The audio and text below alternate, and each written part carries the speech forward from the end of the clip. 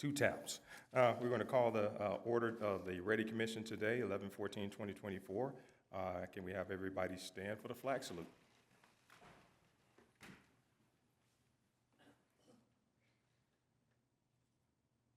I pledge allegiance to the flag of the United States of America and to the republic for which it stands, one nation, under God, indivisible, with liberty and justice for all. Thank you, thank you. Hoorah. Commission Secretary Ramirez, can I get a roll call? Yes. Commissioner Deutsch? Here. Commissioner Eventov? Here. Chair Faulkner? Here. Commissioner Lecters? Here. Vice Chair Pastorian? Here. Commissioner Steed? Here. And Commissioner Wilson? Here. Thank you. Thank you so much. Any public comments on non-agenda items? We do not. We do not have any public comments. Can we get a motion to approve the minutes? I so move. I'll second. I have a motion by Commissioner Wilson and a second by Commissioner Steed. I'll take the roll call vote. Commissioner Deutsch? Aye. Commissioner Eventov? Aye. Chair Faulkner? Aye. Commissioner Lecters? Aye. Commissioner Steed? Aye. Commissioner Wilson? Aye. And Vice Chair Pastorian? Aye. Thank you. Thank you so much, Commission Secretary. Well, hello, everyone. How's everybody doing tonight? So glad to see you in the space with us tonight as we celebrate our proclamation for Native American Heritage Month. We are pleased to have you here tonight as we recognize the impact the Native Americans have had on this country, your country, I would say, and we appreciate you being here tonight so we can celebrate you. This is all about you and not about us. So we want to put you on the spotlight to hear from you and give us some education tonight about the impact that Native Americans had on this country and give us some of your heritage tonight. So thank you for being here. Can I get a staff report? Yes, Mr. Chair. Tonight's staff report, I'm going to do something a little bit different. It is the last proclamation that we are doing for 2024. And I wanted to take this moment to go ahead and recognize, and the video will tie into this as well, the California Proclamation for Native American Heritage Month this year. I also wanted to acknowledge that the first parade, inaugural parade for Native American Heritage Month just happened in Sacramento as well. I just want to read a couple of paragraphs from that particular proclamation because it really, I think, talks to the core of the ongoing struggle and the ongoing story of endurance. So with that, quote, this Native American Heritage Month, we grapple with the duality of a history of violence and oppression while Native people, despite all odds, continue to persist as shining examples of exceptionalism. In this spirit, we look back to celebrate the forebearers of this place and embrace them as their full selves, successful, talented Native luminaries. This year, the nation learned more about the devastating legacy of federal Indian boarding schools, 12 that were here in California alone, including how many students were lost, the inhumane treatment of children, and the practice of funding those schools with the sale of tribal lands. Last month, we witnessed for the first time in history a United States president issue a formal apology for the atrocities committed at the federal Indian boarding schools across the nation. For the record, California issued a formal apology in 2019. We hope that this important acknowledgement of pain, of lost years, and of intergenerational trauma will help the Native communities in processing a national campaign designed to destroy cultures, community, and identity, one we know that was ultimately unsuccessful based on the beautiful faces that sit in this audience tonight. This video actually aligns with these happenings in California this month. Chris, can you please play the video?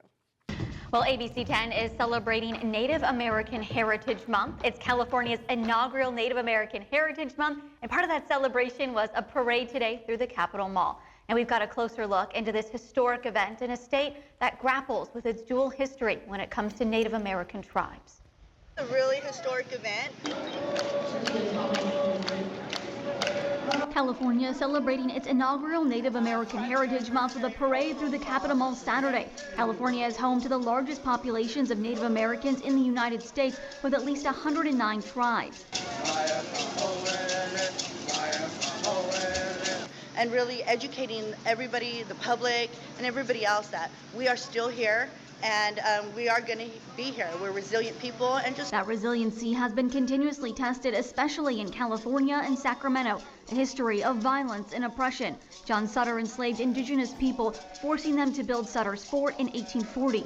California's first governor in 1849, Peter Burnett, fueled the enslavement and genocide of indigenous people.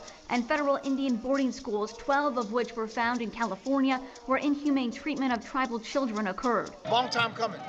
California formally apologized to Native Americans in 2019. I'm sorry on behalf of the state of California. The location of the parade in the Capitol Mall also significant. Up until last year in the Capitol Park, a statue of Junipero Serra. Serra was a Spanish Franciscan priest and missionary. He came to the New World in 1749 to force Native people to convert to Christianity. Now, a bronze statue of William Bill Franklin, who tribes say is representation of their culture, stands in place. We're bringing to light the true injustice that has happened against California people. The month and parade also celebrating accomplishments. Assemblymember James Ramos is the only California Native American serving in the state's legislature. That passed AB 1703, this Native American School Act. They made the Miwok statue here. They made the parade here. They passed Public Law 202 to give tribal authority more powers, legislative powers on the reservations. This parade, another milestone of a long and storied history for Native American tribes in California.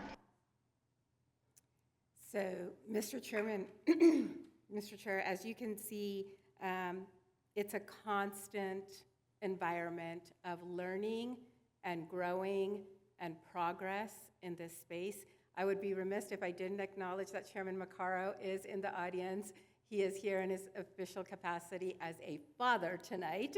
So we will go ahead and next remind everybody that the annual Puesca Mountain Day celebration is tomorrow as well. Tonight we are doing the proclamation as we have been doing for the last couple of years here. But Puesca Mountain Day celebration is tomorrow here in the Civic Quad at 4:30 p.m.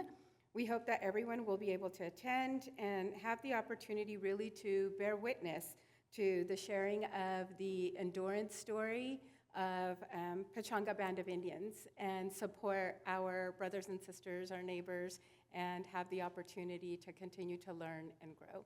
With that, Mr. Chair, I will go ahead and turn it back over to you. All right, thank you so much, Director. At this point in time, we'll go over some comments and some slides. So if we got the slides up.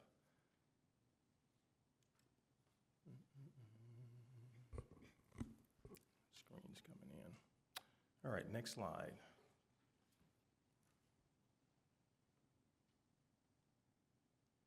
All right, we're going to talk about Native American, the Native American Proclamation Day and give you some census data in regards to the Native American population here in the United States.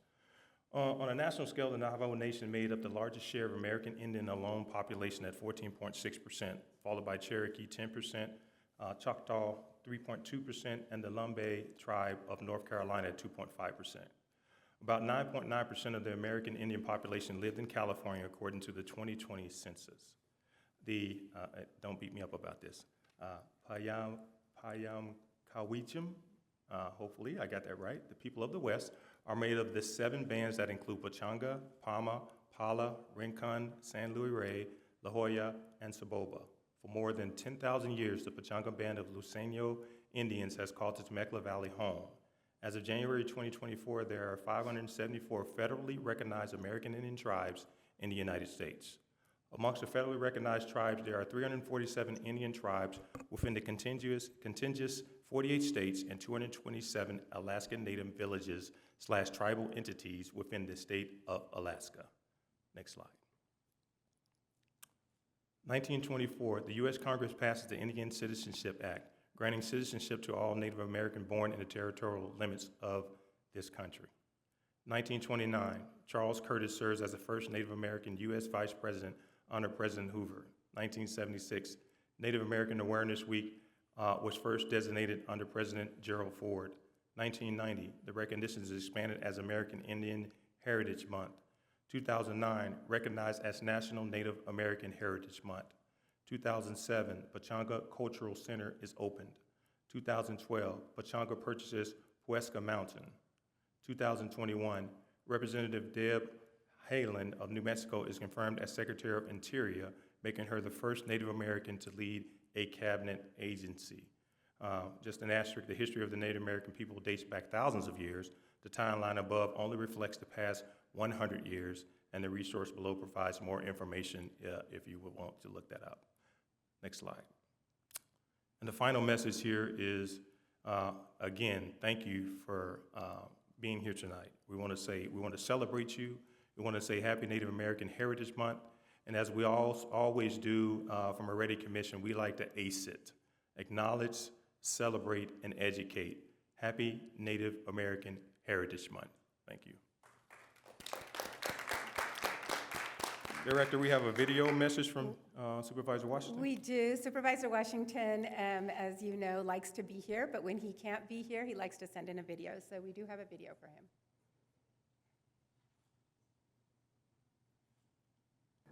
Good evening, Temecula students and families. I'm Riverside County 3rd District Supervisor Chuck Washington, and I'm honored to recognize Native American Heritage Month with all of you. During the month of November, we celebrate the rich and diverse culture, traditions, and histories of Native Americans and indigenous people who are deeply woven into the character of our nation.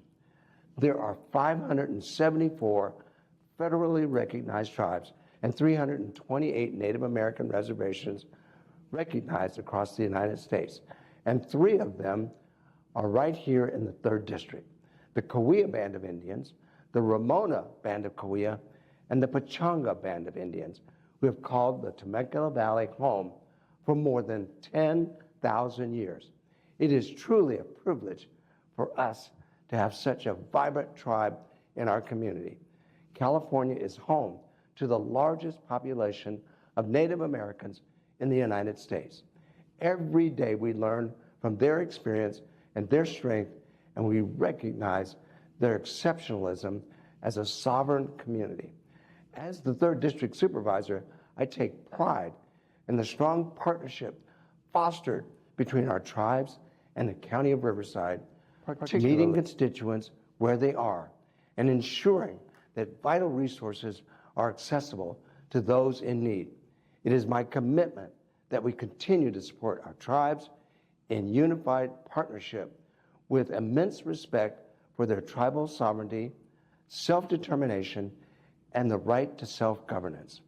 Year-round, let us continue to reflect on the contributions, achievements, and sacrifices of our country's original inhabitants and their descendants. Thank you. And then in addition to that, we have Mayor Stewart here. Welcome, Mayor Stewart. Do I have 3 minutes? You do have 3 minutes All or right. more, sir. Okay. Well, I do want to thank Chairman Maccaro and his family for being here. It makes it really super special that the head of our tribal nation is here, and so I'm very, very happy that he's here. And as many of you know, I'm also the local historian for Temecula, so I've done several stories on the reservation and the tribe, and I'm sure I've just scratched the surface of what I know about the Pechanga Band of Indians, but I'm very pleased and happy that they are the city's partner in pretty much everything we do here. So again, I'm super grateful that Chairman Maccaro is here, and happy Native American Month. Thank you, Mr. Mayor. And then our REDI Commission liaison, Councilmember Schwank, is also here, as he usually is, along with Mayor Stewart. Welcome. Thank you. Chair Faulkner, good evening. REDI Commissioners, staff, and members of the audience, welcome. My name is Zach Schwank, as was mentioned. I wasn't actually planning on speaking. I was up in Riverside all day, and I raced down here, and I made it just in time, so I'm super excited to be here as we gather this evening for Native American Heritage Month. And this is a time for us to honor and celebrate the rich cultures, histories, and contributions of Indigenous peoples. We're especially proud to recognize the Pechanga Band of Indians and their deep connection to this land. And I'm always proud to celebrate along with the efforts of our Great Oak students that are here tonight as well in fostering awareness and respect for Indigenous heritage and culture.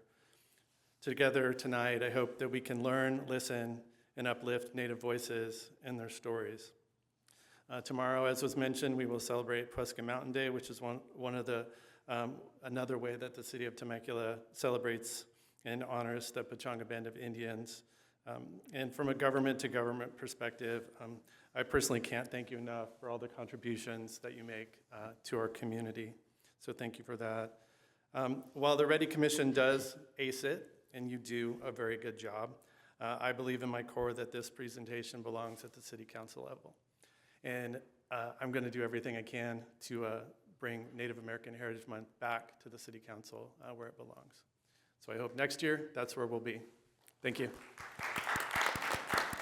Thank you, sir. With that, Mr. Chair, we can go ahead and proceed with the reading of the proclamation, and then we have some amazing students in the audience who would like to share their voices. Thank you, Director. I'll read the proclamation. The City of Temecula Proclamation. Whereas the history and culture of our great nation have been significantly influenced by Native American and indigenous people, and whereas the rich and diverse culture, traditions, and histories of the Native Americans have been celebrated throughout the United States and beyond, and whereas Native American Awareness Week was first designated in 1976 under President Gerald Ford, and whereas the recognition was expanded in 1990 as National American Indian Heritage Month, and later in 2009 as National Native American Heritage Month. And whereas to date, there are 574 federally recognized tribes and 326 Native American reservations recognized across the United States. And whereas locally, the Pechanga Band of Luiseño Indians has called Temecula Valley home for more than 10,000 years.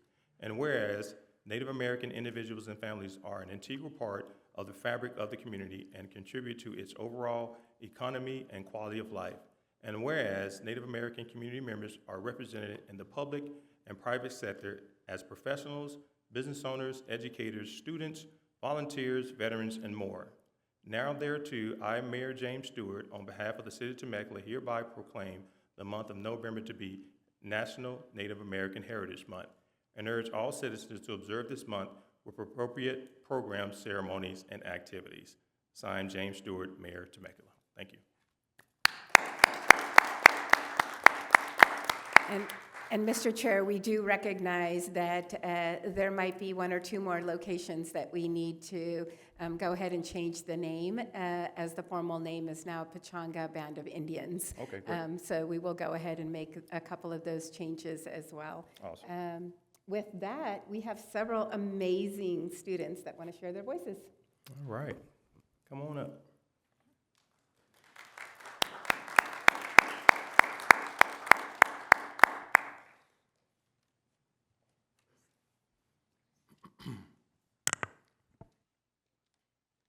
I'd like to thank our Honorable Mayor and members of City Council. First, I would like to introduce myself and the club I represent. My name is Emery Schaefer. I'm Cupeño of the Vala Band of Mission Indians and Pomo of the Round Valley Indian Tribes. I'm a junior at Great Oak High School and the president of the Indigenous Peoples Club. Our club is centered around educating our peers about Indigenous American cultures. I'm here with deep gratitude and honor to accept the proclamation of recognition announcing November is Native American Heritage Month.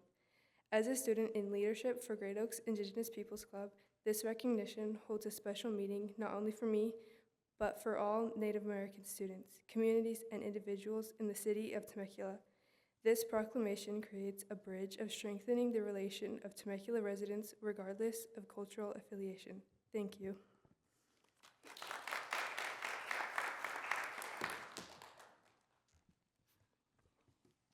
Miriam Notung Huyana Vasquez Yaka. Hello, my name is Huyana Vasquez. I am a senior council member on the Indigenous Peoples Club Council at Great Oak High School, and I'm a member of the Pechanga Band of Indians. It means so much for me to be here before you all today, especially during such an influential month for my people.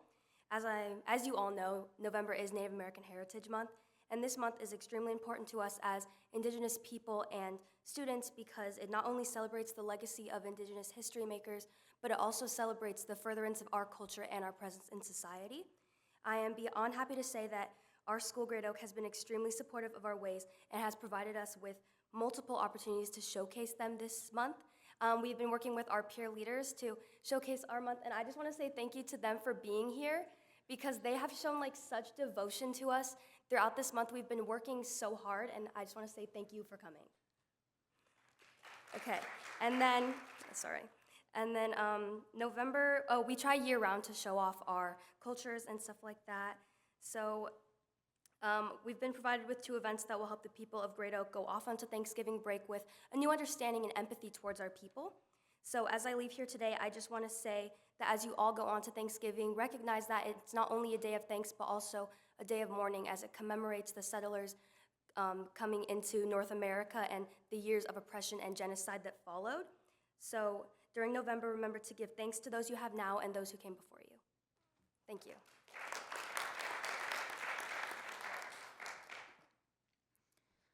Anin Buju, Nudanus Indigenikas, Makwa Aki Ajdamo, Indodem, Oga Kaning, Pachanga, Ndonjaba. Good evening, my name is Hudson Macaro. I'm Ground Squirrel Clan from Pachanga, where I'm enrolled, and Bear Clan of the Red Lake Nation in northern Minnesota, where I'm descended from. I'm in 10th grade and part of the Council of the Indigenous Peoples Club at Great Oak High School. 3 weeks ago, on behalf of the United States, President Biden apologized for the removal of Indigenous American children to boarding schools, an act condemning our ancestors to the erasure of tribal culture and language. In spite of that effort, I introduced myself in Ojibwe, representing one of the 2 tribal communities I belong to. It is an important note as we mark Indigenous American Heritage Month and a reminder to our broader community of our resilience, our survival, and that we are here as modern-day tribal citizens reclaiming the culture, language, and lifeways of our people. Miigwech, thank you.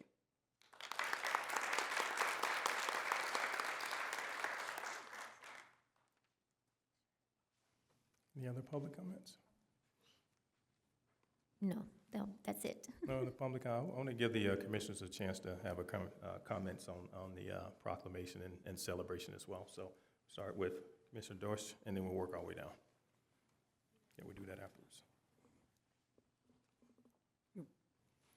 Well, I want to thank everybody for coming tonight.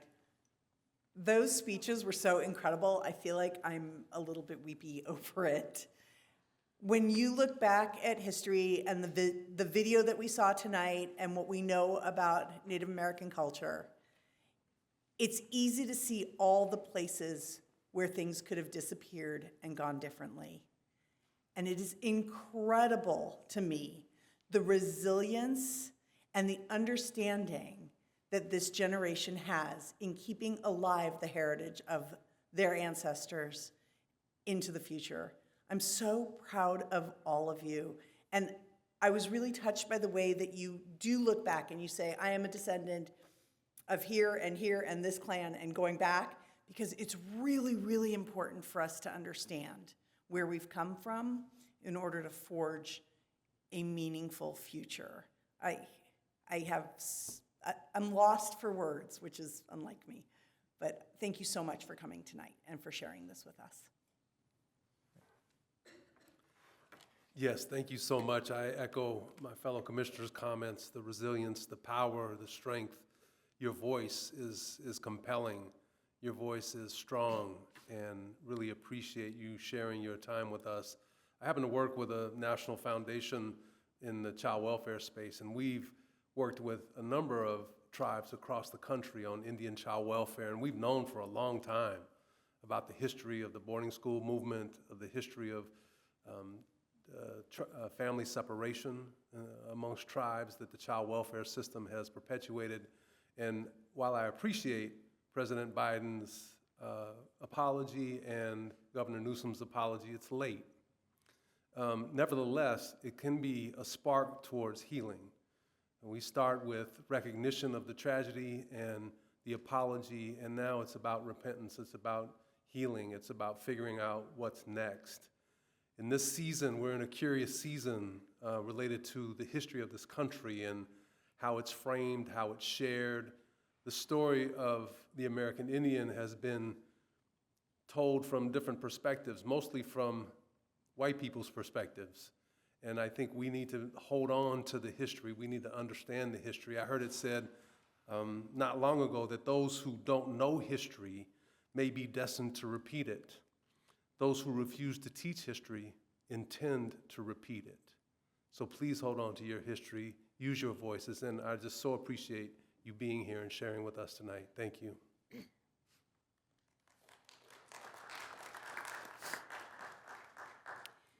Every month we're blown away by the people that show up to get these proclamations. It touches our hearts more than you guys will ever know, and it's just such a thrill to see you sitting in the audience. Resilience keeps coming up, the way your people have continued to share their story, share their culture, share their beliefs and their traditions. We're so fortunate in this community to have the relationship that we have with the tribe. You've done so much for Temecula and for our South County area that we're really very, very thankful.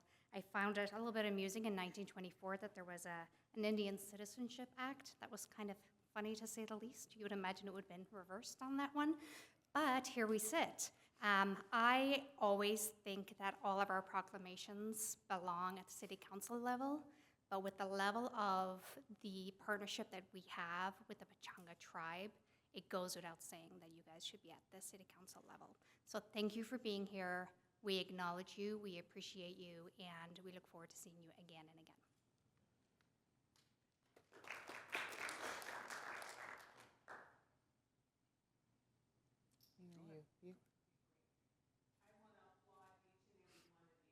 Just turned it off, sorry about that. I want to applaud each and every one of you for being here. The light that you have and that you brought to us tonight, I want you to continue letting that light shine so that the younger adult, the younger students that are coming after you will continue with this legacy of educating and standing up for what you believe. So tonight, I just want to say, job well done. Thank you for being here.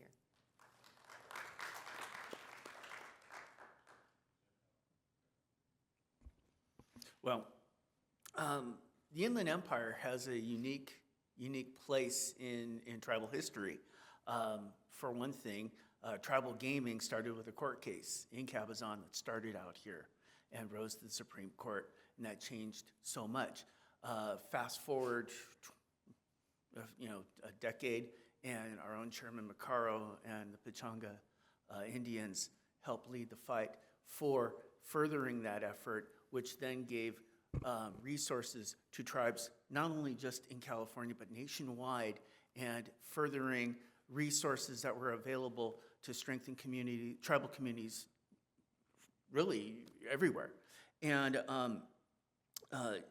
just to give it some perspective, tribes just in Southern California employ something like, and correct me if I'm wrong, Chairman, about 15,000 people and about $750 million economic impact just in wages and benefits.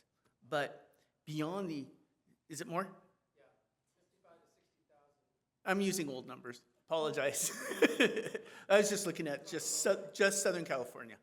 But anyway, one of the things that you have to be reminded of is that and I was fortunate to be actually at that apology ceremony in Sacramento as support staff for San Manuel. But one of the things that you have to be reminded of is that the struggle is always ongoing. And just last year, there was a court case that rose to the Supreme Court regarding the Indian Child Welfare Act. Had that thing gone sideways, that could have changed so much of the standing of tribes nationwide and had huge impacts. And so the fact that we celebrate the history of tribes, it really is a living history, and that the struggle is always ongoing and it never stops. And whether it's tribes fighting for regaining artifacts of their own history, or it's fighting at the Supreme Court for tribal identity, really, the struggle continues and continues. And I want to say thank you to everybody here who continues that struggle and makes tribal life continue with strength and with purpose and fortitude. Thank you.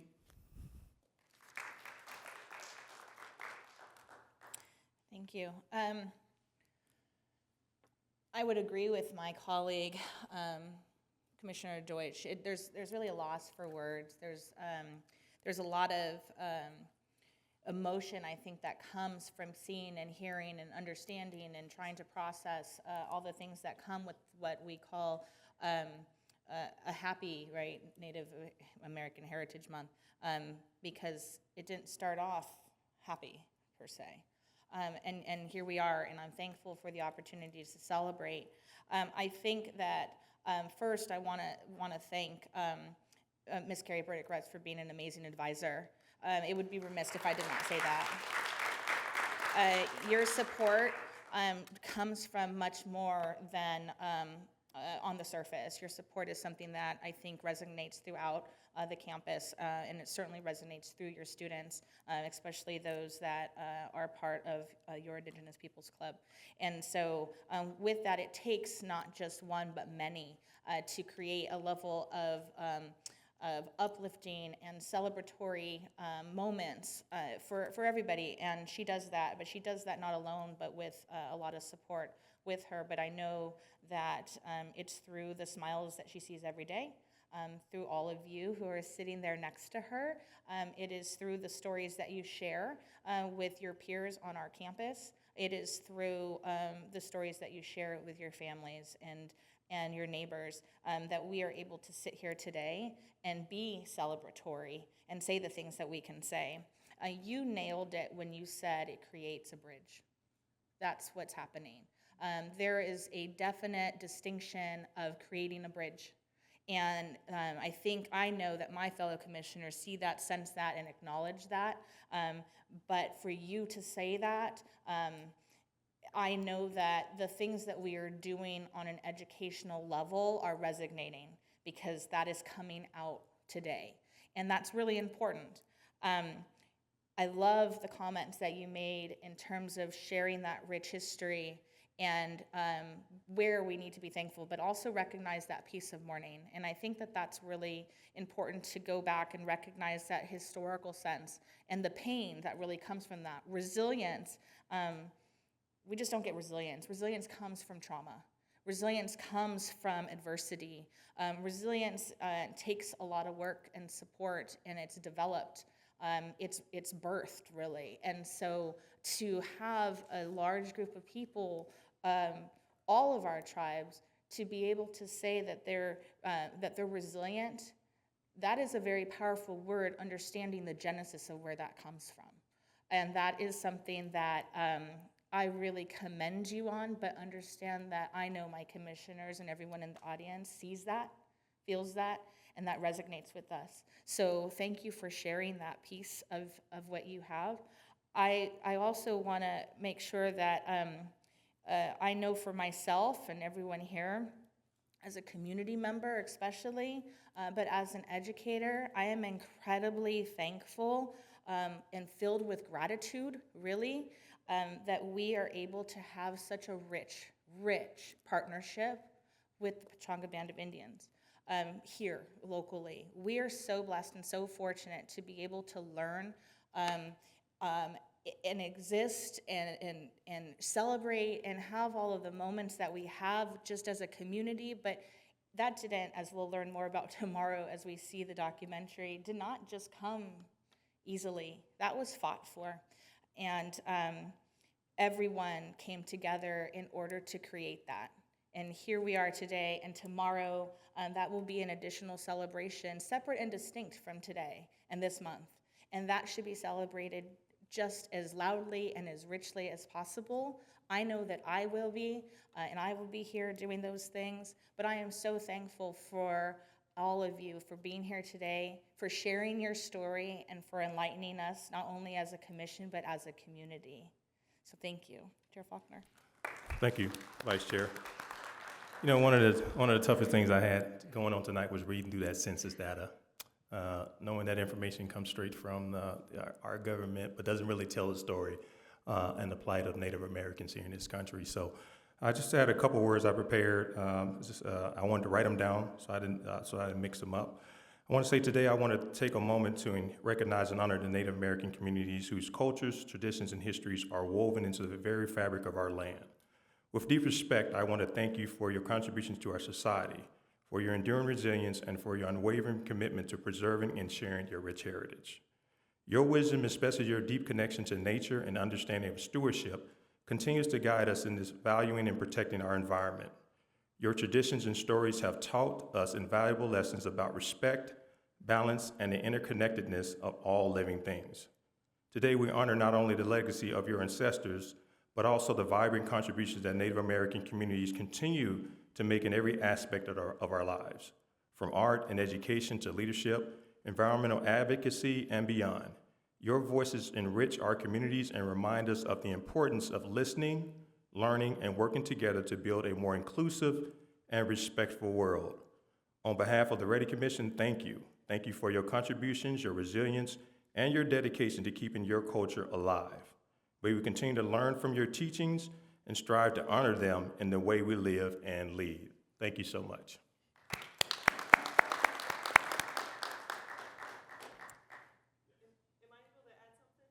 Yes, Yes. please. I was just going to offer, if anybody Yes. didn't have a speaker card, you are welcome to come up and share whatever you would like. I just wanted to mention a couple things that I think is unique to the Great Oak Club.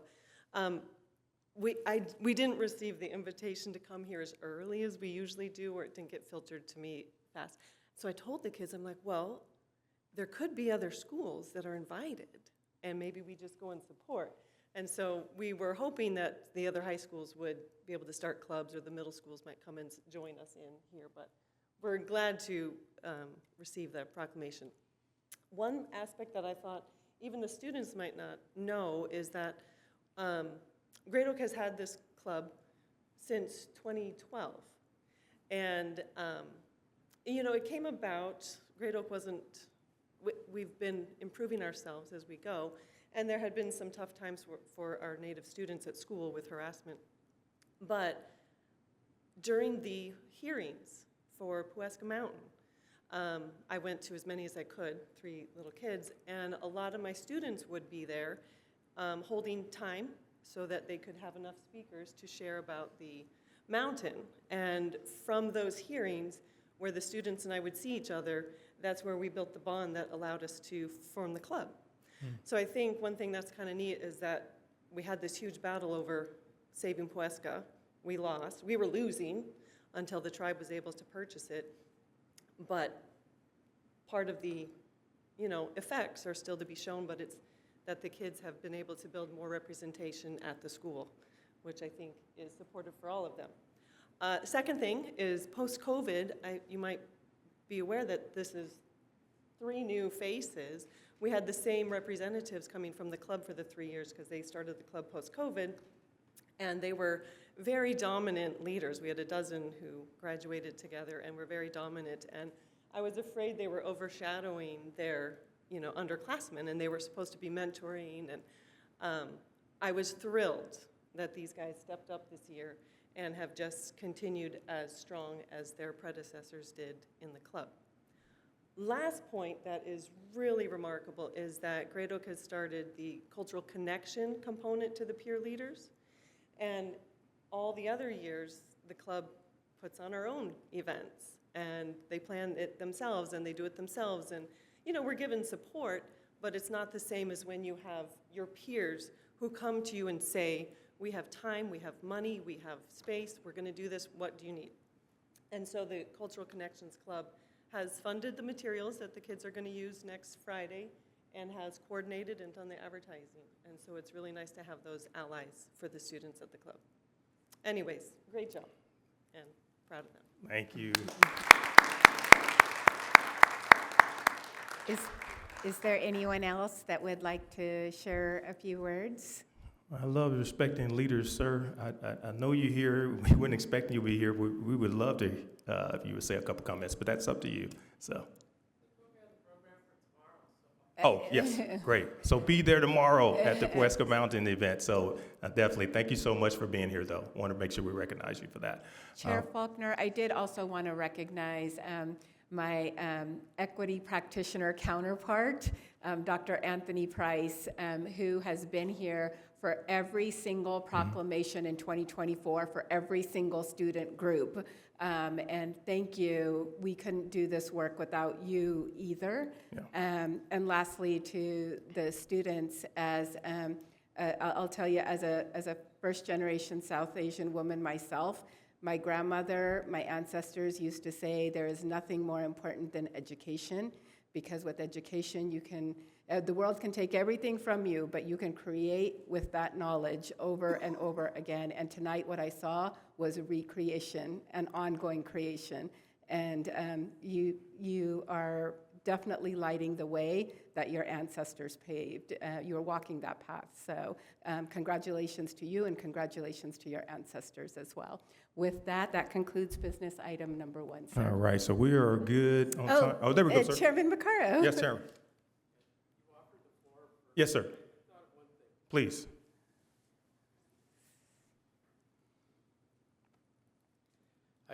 As a parent of students at Great Oak, well, one who's now at Cal Berkeley, and the other is our son Hudson here, who's a sophomore. We are very thankful and very proud that Carrie Burdick Rutz is heading up this Indigenous Peoples Club. It's an example of going beyond the mission of a teacher, which most teachers do anyway, and in our case, it's something that's certainly well received. But there's so many layers to what she's doing here that makes it so really profound. Because one of the things that strikes me is that being in a room. Well, let's just start with public speaking all by itself. Okay, that's a thing, right? And so being able to have the leadership of the club or create those opportunities for leadership, and then to do things like this, to come here and speak on Native American Heritage Month, but then also beginning the process of disarming the notion of what is City Hall, what is city government, what is local government, and because this is a beautiful building, it's withstanding the test of time quite well so far, but it's also an imposing building. It's a big space. These microphones project a voice. It's very loud, and so going through the whole drill like that is something that's just really an experience that I think most students should be able to have, and so we're thankful that the efforts through Ms. Burdick Rutz she's able to manifest it with our students here. So anyway, thank you so much, Carrie. Really appreciate that, and thank you for creating this opportunity so that this information can be shared. I'll stop there and save the rest for tomorrow. Thank you so Chair much, Foster. sir. Appreciate you that. so much. Thank you. We're ahead of time. Can we take a moment to take a quick picture with the REDI Commission? Then we're going to business item 2. So REDI Commissioners, we can meet in the front. Have the students come back down, take a picture with us, and then we'll move on to the next business item.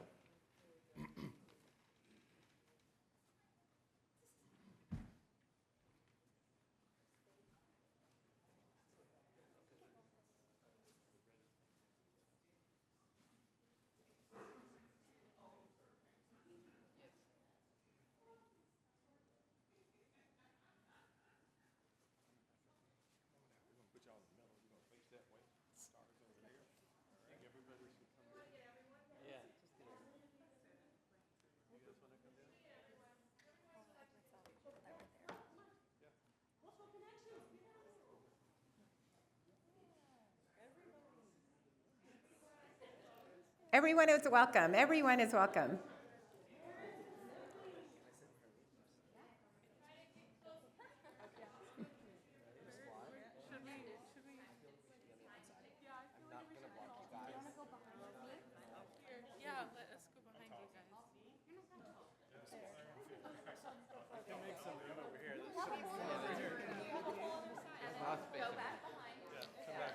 Hide my PJ pants.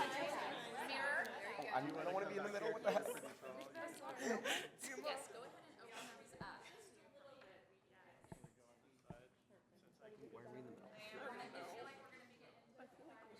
I feel like this is not right. The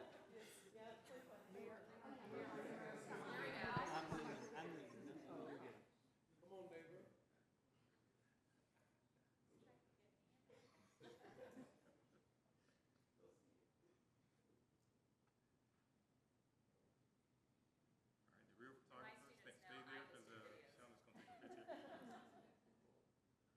All right. You guys get your slide out the way. Shauna's going to take a picture. If you guys slide in. Thank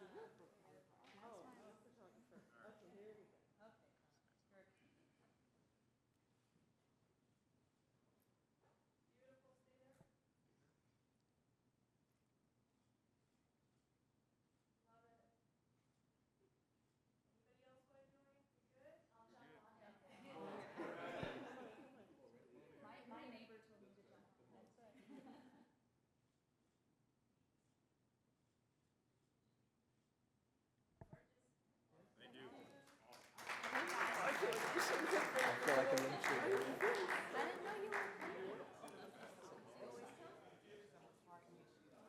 Thank you all. Thank you all so much.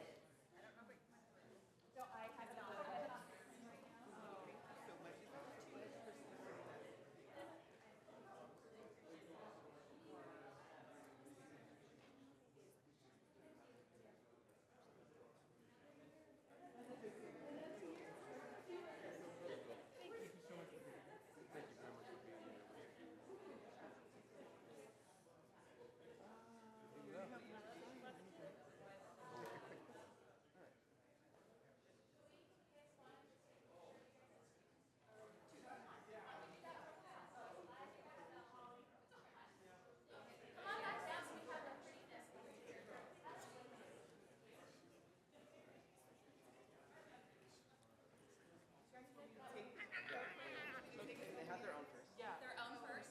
You guys say? Yeah. I already got it. Yeah, we I got got it. We got it. I have a Morning, picture. Anaya. Oh, yes, no, I wasn't. Never mind. Here, we can, let's share a proclamation. I'm going to take your picture, and then we know else. Sorry, I'm going to take your proclamation. Video. Come on, Vincent. Here we go. 2, 3. And lots of smiles, and you can or whatever you want to do. This is a video. Boomerang it. I know, serious. Okay. Come on, cultural connection. Cultural connection. 2 and 2? Yes, 2 Can and we 2. squeeze?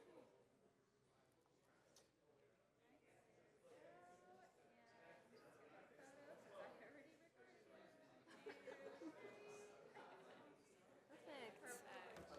Okay. Oh, Hit that reverse. No, when I hit the reverse, I'm trying to come up here.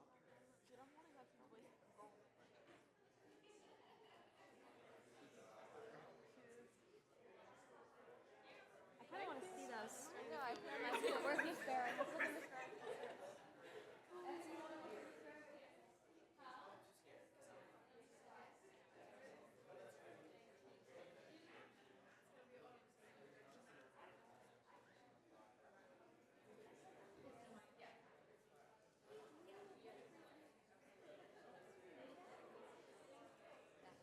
Vice Chair.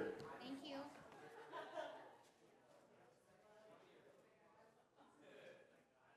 Good night, Crystal.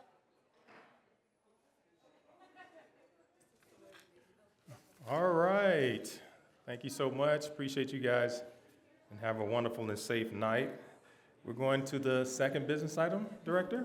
We are, Mr. Chair, we are going to go ahead and introduce Tracy Terminez, and we've got a lot of events coming up. 'Tis the season, and this is because it's the REDI Commission, and we try to bring awareness to all segments of our community. These are great opportunities, great months here to actively get involved. So instead of us sharing, we thought it's best to hear it from them. So welcome, Tracy. Thank you. So, as you all know, I'm Tracy Tominez, Community Services Supervisor for the Special Events team. So I have 2 slides to kind of go over some of our big events and just things that'll be taking place for the holidays in November and December. So first on Monday, we're going to start spreading holiday cheer with our decor installation. So on Monday, November 18th, that's when we'll be installing the Christmas tree in Old Town, just at the bottom of the fountain in Town Square Park. and we'll have a few different photo ops throughout the surrounding areas. We're also adding a new decoration to the Christmas tree over at the duck pond. And then the installations will continue through to next Friday, the 22nd. That's when we'll be installing the snowflakes on the archways as you enter into Old Town and also on the pole mounts. Then on Friday, November 29th, Santa will be arriving at Penny Pickle's workshop. So the first evening that he's there, it's from 6 to 9 p.m. And then on weekends from November 30th through December 22nd, we'll be there Saturdays from 10 a.m. to 1 p.m. and Sundays from 1 to 4. He will be making a special visit on the holiday sunset market on Saturday, November 30th. So that is going to be kind of a special Temecula sunset market. Their typical Thursday market would have been taking place on Thanksgiving. So instead, we're going to do a celebration on Saturday, November 30th in celebration of Shop Small Saturday.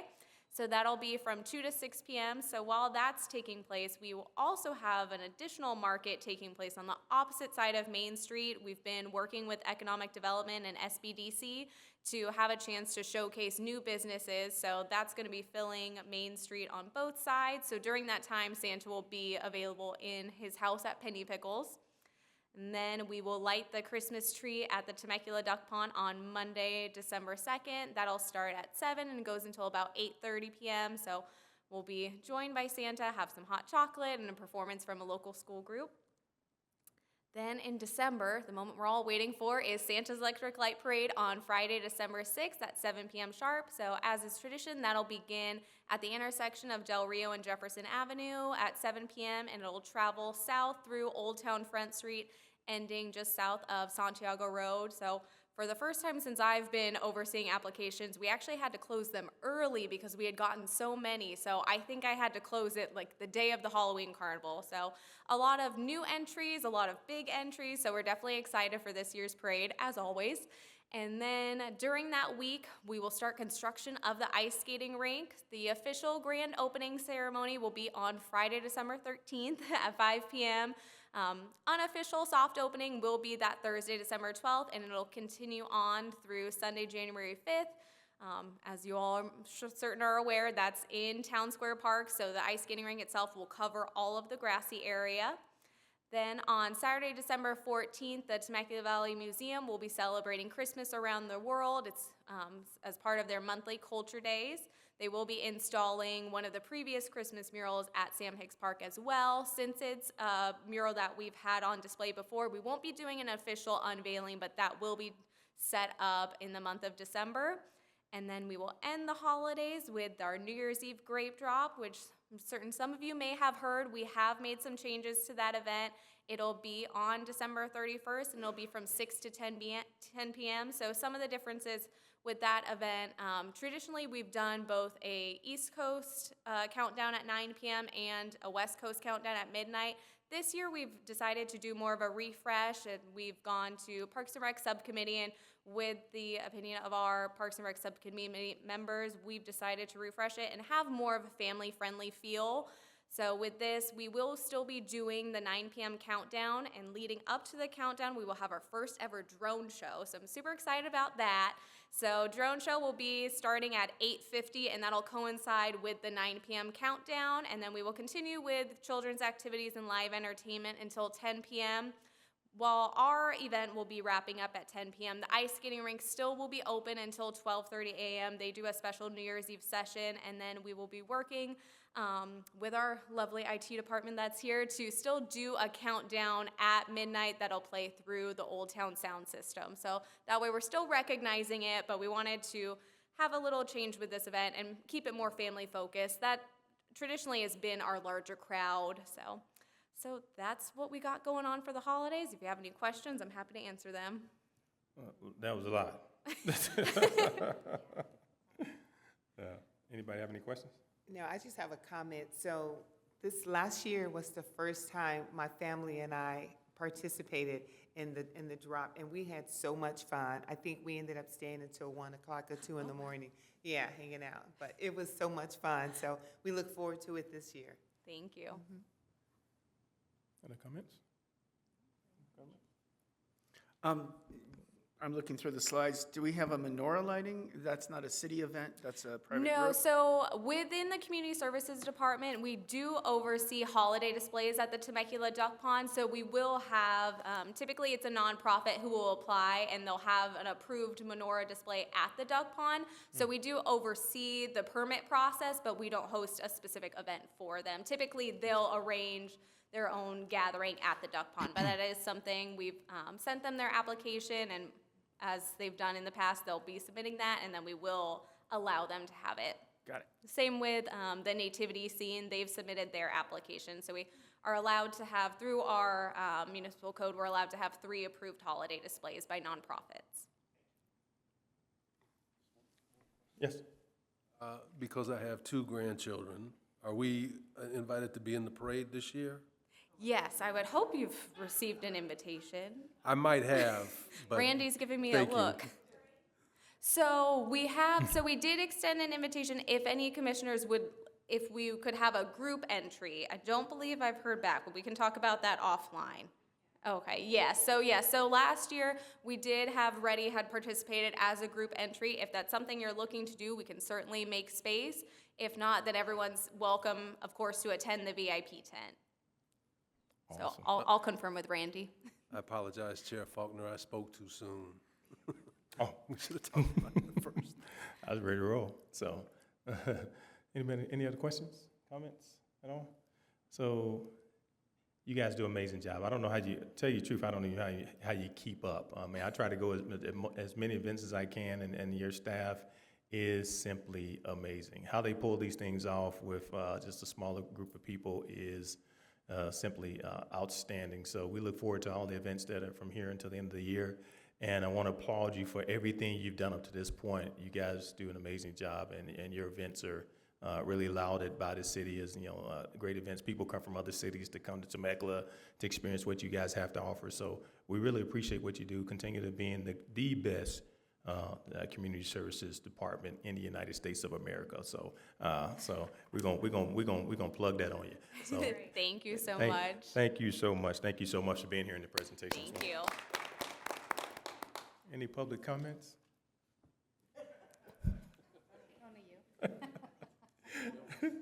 All right. So great. My bad.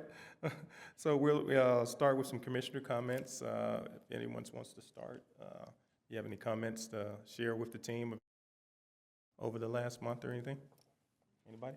Anybody? Pop it up. Okay, so I'll keep mine short and sweet. So I've been gone for the last 10 days, Boston for our national real estate meetings, and we had a lot going on there. We're really trying to get more affordable housing. So that was a big issue. And then another issue is just housing, period, and the interest rates. But we're working on that. And then after that, I had the pleasure of going to Washington, D.C. for the Legislative Summit, Coalition of California Chambers. And the main topics there were energy. So we met with the Vice President of the Department of Energy, immigration, as well as global governor affairs. And so it was really enlightening because I had never gone there for that, but just to hear how involved the chamber and the vice president of all these areas is a coalition, and they come together to put policies in place. So it was good to be there to see that, but I'm glad to be back at home. Thank you. Commissioner Herbenthal? All right, well, first I'd like to say thank you to the city council for reappointing me. Yeah. So I look more forward years. to More working years. with this commission on fun stuff like looking at AI and traffic circulations, all the sexy stuff. And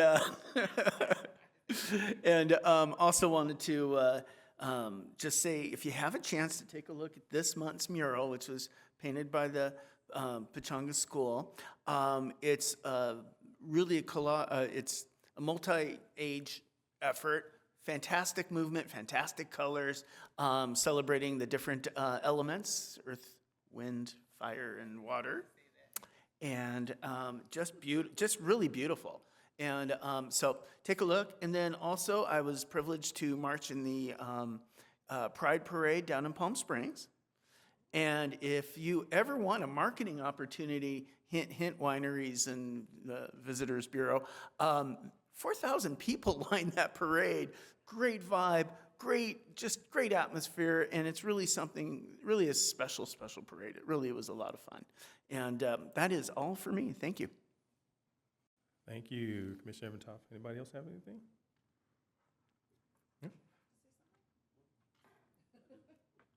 Yeah, quickly, thank you, Chair Faulkner. Most of my time has been spent out of town, unfortunately, or fortunately, depending upon how you look at it. Three things that I participated in that I think are relevant for our community. One is I'm a member of the Youth Transition Funders Group, which is a group of philanthropies that focuses on older youth that are in multiple systems, and we've been spending a lot of time focusing on well-being, and a piece of that is highlighting and elevating racial justice and other justices, other oppressions as a fundamental well-being domain, so making sure that we're paying attention to that.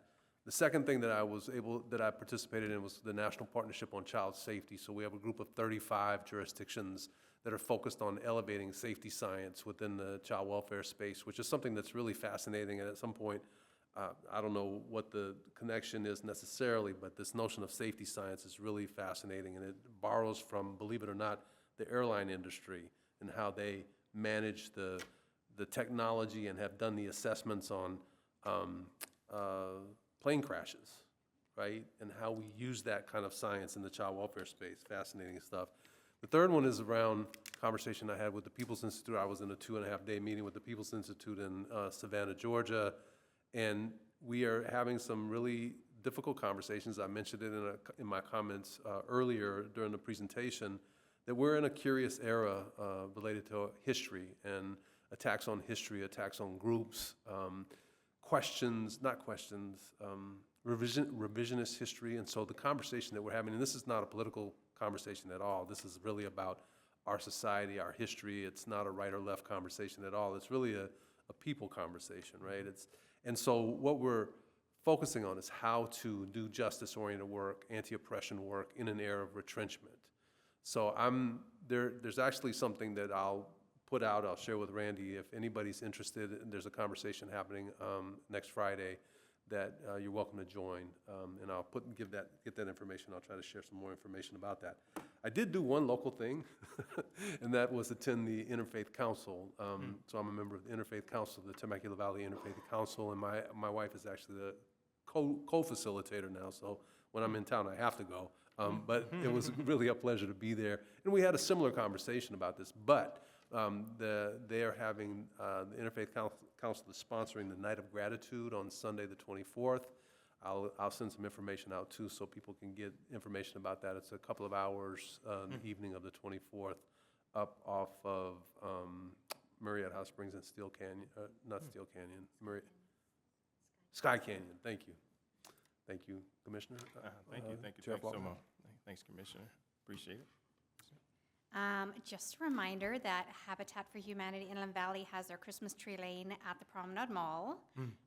This is an annual event. I think we're on number 18, so that's really special.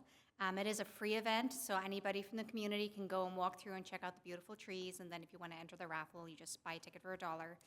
But the trees are phenomenal, and the theme is Polar Express, so I encourage everybody to go to the promenade and check it out. We will be traveling for Christmas. We're going home to Ireland, so that'll be nice. I'll be sleeping in my childhood bedroom, so that'll be great. Lots of Christmas memories. And I just wanted to mention that it has been my pleasure to serve with Chair Faulkner for the last 5 years. Yes. A long time. Long time. You will be so missed. Your leadership, Appreciate the example you've set for us, for our community, go above and beyond. Thank you for being who you are. We appreciate you. I appreciate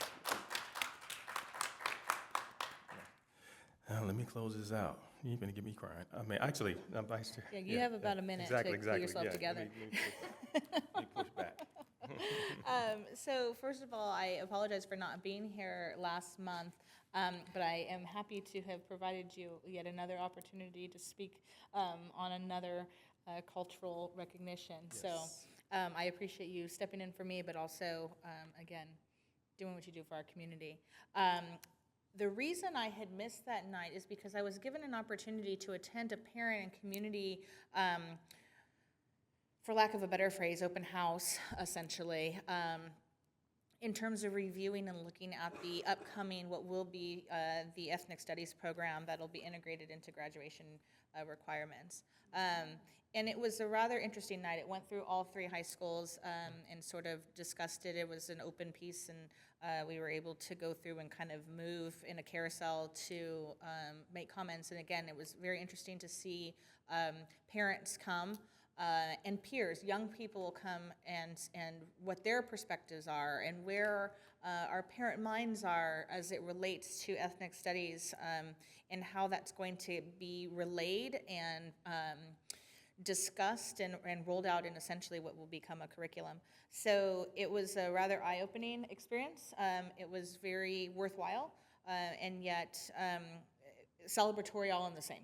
So it was, I'm looking forward to seeing what the end product looks like, but that is going to be happening much sooner than later in terms of the requirements. So, and when that gets rolled out here, in fact, it's next year. So it'll be interesting, and that will only be followed by our financial literacy piece. Also, that'll be a graduation requirement. So all in all, I think our young people are getting things that we know they need in order to develop as a whole person, and that is, and not only just a whole person, but a whole member of our community, to have that knowledge or at least be exposed to some of those pieces of knowledge as they go out into our community and certainly grow and develop into their own person. So that was exciting, and that was why I was not here. I was also able to, some of you know, I also co-chair our Community Advisory Committee for TVUSD in special education, and I was very happy this last month.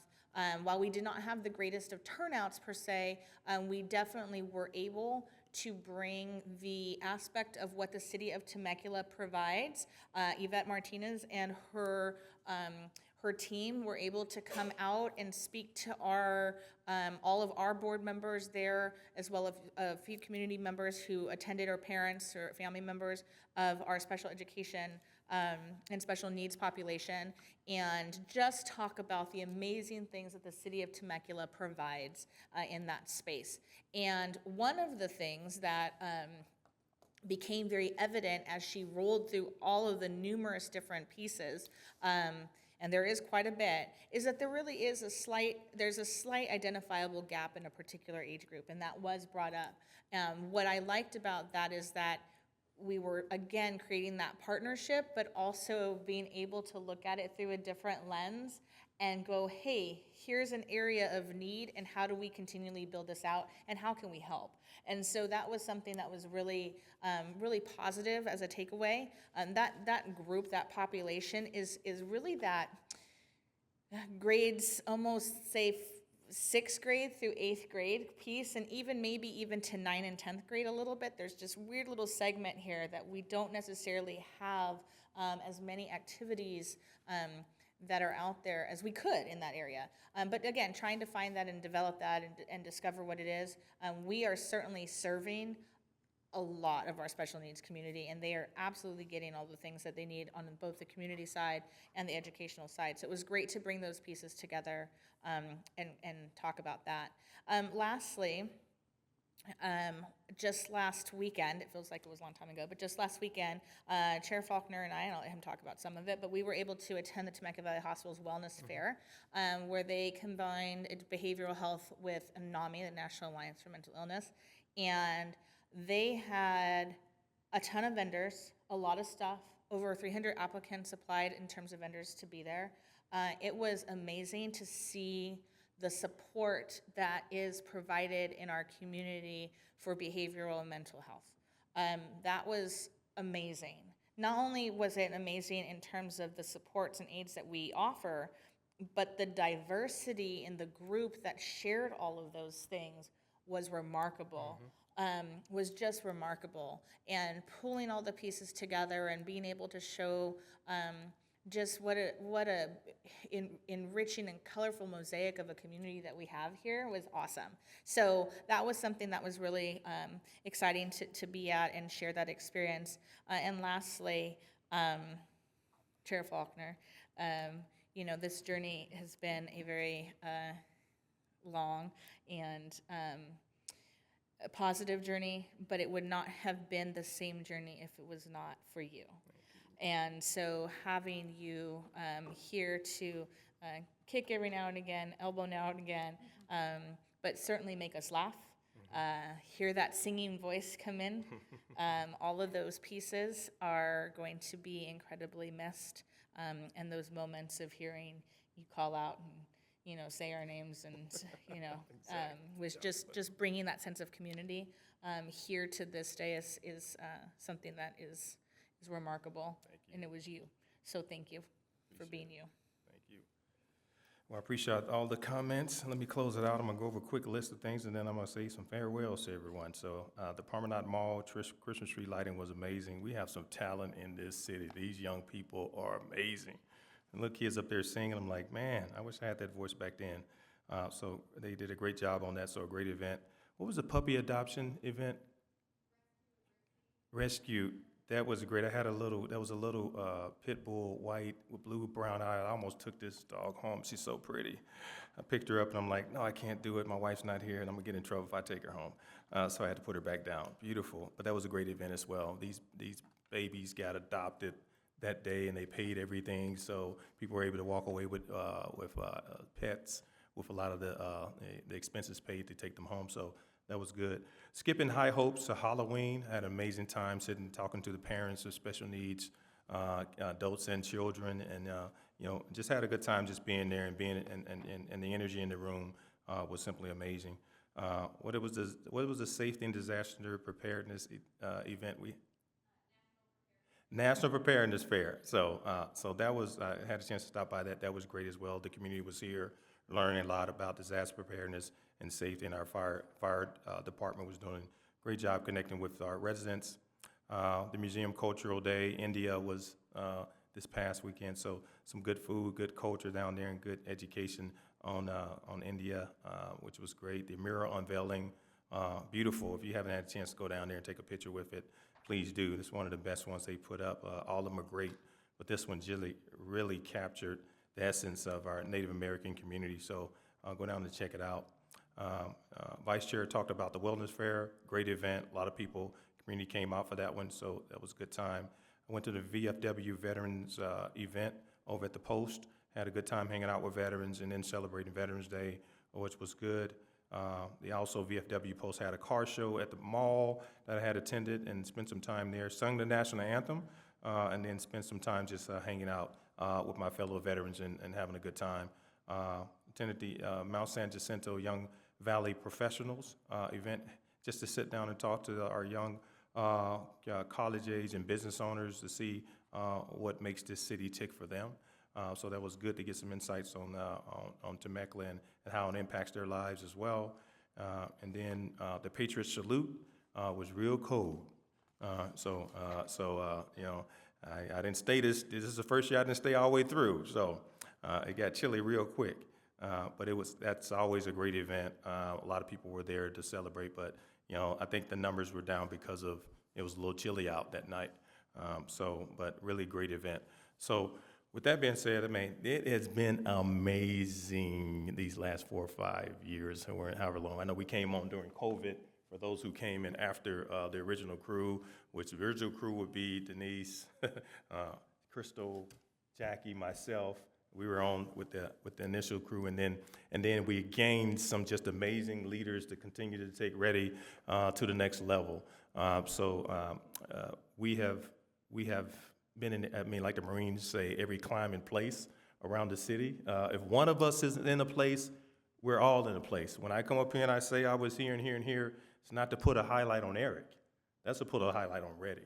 All right, so everybody, people are traveling, people have lives going on, but when we have the ability to get out and get involved with our city, hey, if one person is there, we're all there, right? So let's take that as that energy as we go. Now, you've made this easy, being the chair, and you also made it easy just being a part of something great. Understand that most cities walk away from this work. Most cities are scared to form a REDI commission because they understand the backlash and the fight they're going to have with leadership and some certain subsets of the community that thinks this, who will assign this and attach this to being woke and being DEI. So again, I applaud the city. The city had a chance to back out of this when there's a big fight going on, but they said we stand the course because we see the impact. We see the quality of people that are on this commission that are here to do the work the right way and to connect with the city. So that's why REDI in Temecula has sustained itself, because we've had people at City Council fighting for us, Director Joel making the argument, and actually us being here to put in the work. Every year, our responsibilities and duties got a lot heavier. And when the proclamations came, guess what? It was right on time, right on target, and right up our alley for what we should be doing, right? It's recognizing, like we say, ACE it, recognizing our entire community. This is about all of us, not a certain subset of our community being recognized. We recognize everyone. And people have got to know this. There's still this clamoring and this echo across our city saying, this is something else. There are people saying that this commission is here to try to strong arm the city council to make them take away from a certain subset of our community and give to others. That's this argument about I'm losing power type of thing, right? So let us continue to fight. Let us continue to do the work that we've always done, which means that we are here to connect with every resident, in every demographic, and every subset of our community, culturally, racially, sexually, whatever. If they live in the city, we're their voice. We were created to be the voice for the voiceless, to listen to them, go out in the community, listen to our residents, because the city council can't be in there everywhere, and bring it back and let them know we think, and make a recommendation to the director, up to the city council to say, we think we can do something better in this space to make sure they can connect. Remember Culture Fest came out of that discussion, guys, with us. And Randy looking at, man, this looks like it'd be good, and we had a discussion. That was something that was not here before the REDI Commission.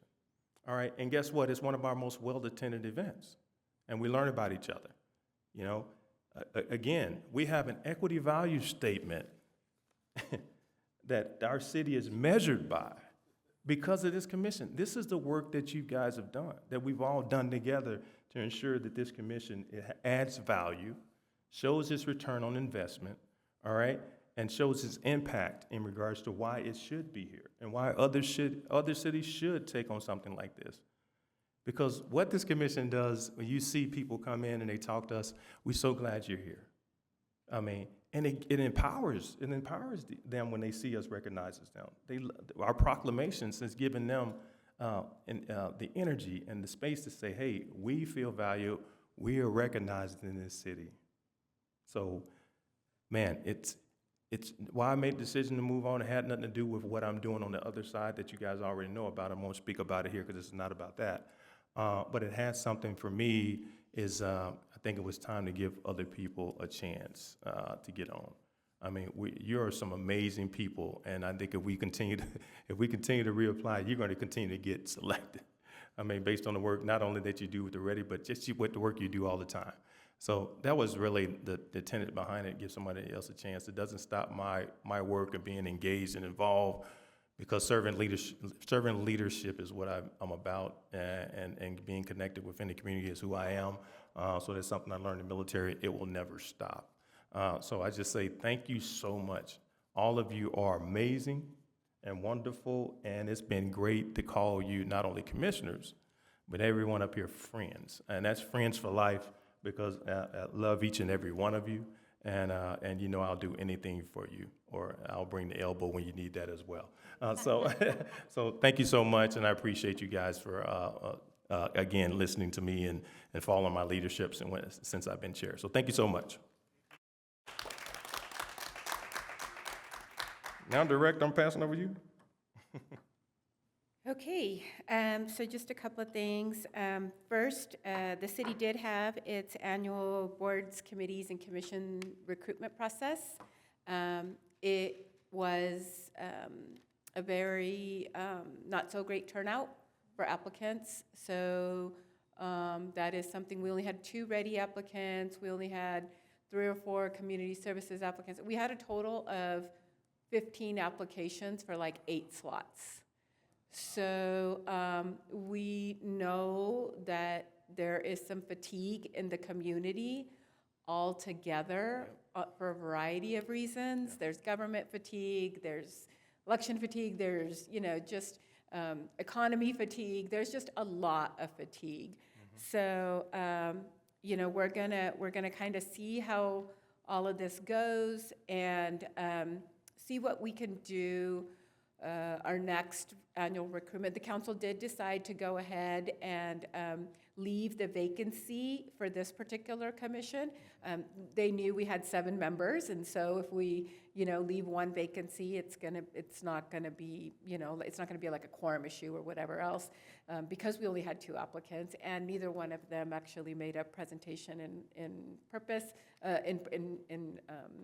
person, which is not required, but it was just challenging for them altogether. So regardless, that's where we are at for 2025. We will have 6 commissioners, okay? So that's what's gonna happen for 2025. And then in August and September, there will be a recruitment period for all of the vacancies, including whoever term is coming up next year, plus the existing vacancy that we'll have as a result of Commissioner Faulkner's departure. So, and like we said, we'll kind of measure the temperature of the community. We'll get council involved. We'll get our commissions involved to really, be out there recruiting. I mean, we recruit through social media, through press releases, we used to recruit way back when, old school government with a public notice in the newspaper, right? Like, we don't do that anymore. So we put it out there on Channel 3, we have slides everywhere. So it's not, and we know that method is successful because in the past we've gotten 71 applications, 52 applications. So something is happening right now in the community that we're hoping is like temporary. But we'll be able to measure a little bit more next year. I might be coming to you guys in maybe like the summer time frame and looking to get more ideas based on how you're feeling with the community feedback that you're hearing. Here's the existing kind of way we get the word out. What else might we want to incorporate? And we'll be asking the council the same thing as well. And we'll actually be asking the other commissions the same thing as well, because those 27 positions, actually it's a little bit more now that we have OTLAC. So it's roughly 30 positions. I mean, those are the voices of the community and representing the community. So that's what's happening there. This is our last meeting for 2024. And we are going into December winter recess, so there will be no meeting in December. We will be actively participating in the holiday events and all of that kind of good stuff. And then lastly,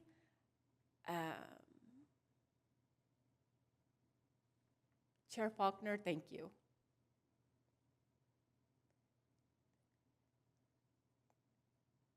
As an OG commissioner, you have been there from the very beginning, despite several axes, and you have supported staff from the city manager's office to our office to community services and everybody in between, law enforcement and everybody in between. Thank you for that. Thank you for being present.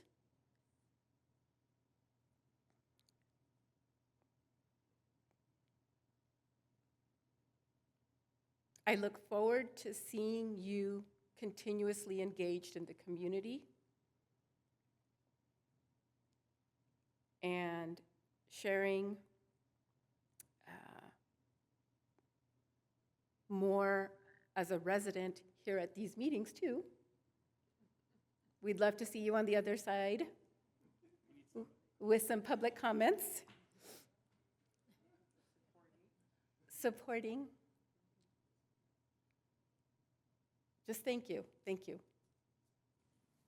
Thanks, Randy. Appreciate That's that. it. That's all I- Thank you so much. Appreciate it. All right. And with that said, we will convene our meeting to our next scheduled meeting, I think, in January, right? Outstanding. Everybody has a wonderful Thanksgiving, an amazing Christmas, and we'll see you.